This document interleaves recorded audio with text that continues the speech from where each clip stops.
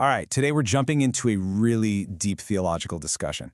It's all about the surprisingly short and dangerous path from a single common word all the way to spiritual disaster. And more importantly, the one unexpected way out. Okay, so let's get right into it. We're going to start with this really powerful statement, a translated verse from the Quran that basically sets the stage for everything we're about to talk about. So that sounds intense, right? The ultimate sin, the absolute peak of rebellion. But here's the twist in the argument we're looking at. This huge, almost unimaginable crime actually has a very common, very everyday echo in our own lives. So the big question is, how does anybody get to that point? I mean, claiming you're a god. Well, the argument is that it all starts with just one little word. A word we use all the time. Yeah, just one word. And you can think of it like a seed. You know, it seems totally harmless at first, but it's from this tiny starting point that all this arrogance and sense of self-importance, well, that's where it all begins to grow. And that word is I. Kind of shocking, right? The whole idea here is that every single time we say, I did this, or this was all me, we're actually feeding that part of ourselves, that ego, that can lead us down a really dangerous path. And it's not just a one-off thing. There's a clear progression here. First, it's just, I did it, taking the credit, but then that feeling starts to morph into something bigger. Hey, the power is mine. And once you believe that, it's a short hop to the final step. My rules apply. And that's when you start imposing your will on other people, which is being defined here as tyranny or zalimlik.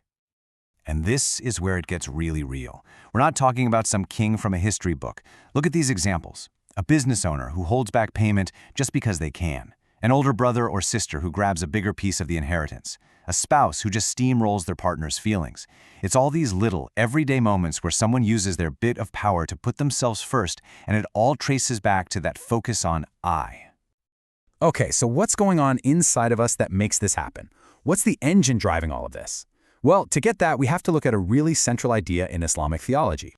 And that concept is the nafs.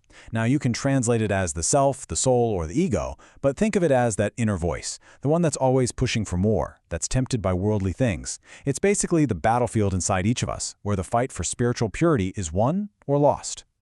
And here's why this is so tricky. The devil, you see, is described as an external threat. You can put up your guard, you can take precautions, but the nafs, that comes from inside. It's an inside job. It's an enemy that knows every single one of your secrets and weaknesses because, well, it's a part of you. Okay, so to really understand this, and more importantly, to find the way out, we're going to look at an incredible case study, the story of Prophet Yusuf, a man who went through, well, just about everything you can imagine. I mean, just look at this. He's betrayed by his own brothers, left for dead in a well, then he's sold into slavery in a totally foreign country.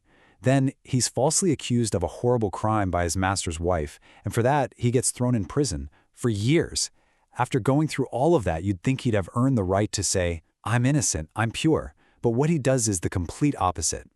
So here it is. Even after he's proven innocent, after everyone knows the truth, this is what he says. He refuses to say, I'm good. He says, I do not acquit my soul. He's basically saying, hey, don't look at me and think I've got it all figured out. My own inner self, my nafs, is always pushing me towards doing the wrong thing. And that just stops you in your tracks, right? If a prophet, after enduring all of that, still says he can't conquer his own ego, what chance do the rest of us have? If willpower and suffering aren't enough, then what in the world is? And this is what leads us to the big reveal, the solution to this whole puzzle. And it's a total flip of how we usually think about things like self-improvement. So look at this contrast. On one side, you've got the standard approach. I will beat my ego. I will control myself with my own strength. Notice that word again? I.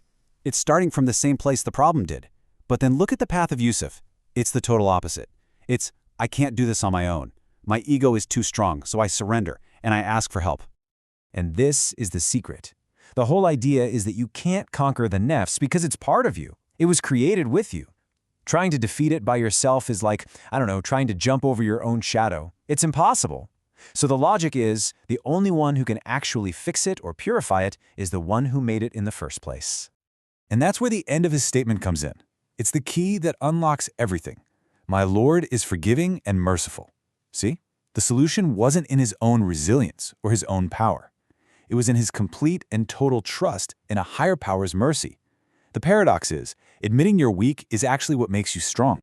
So, that leaves us with this incredible question to think about. If our ego can't be beaten into submission with just our willpower, then what does the real journey of self-improvement actually look like? The whole idea here is that maybe the fight isn't about becoming a warrior who conquers themselves. Maybe it's about becoming humble enough to just surrender and let help come from somewhere beyond yourself. It's a huge shift in how you see things, for sure.